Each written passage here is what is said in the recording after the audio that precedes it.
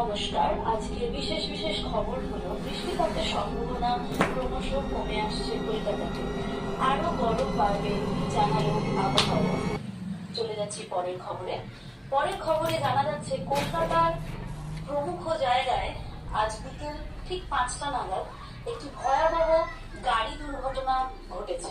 সেই গাড়ি দুর্ঘটনায় নিহত হয়েছেন এক ব্যক্তির নাম অমিত সান্যাল। ব্যক্তির বয়স 50 বছর। জানা যাচ্ছে ব্যক্তি রাস্তার উল্টো দিক থেকে রাস্তা পারাপার করছিল।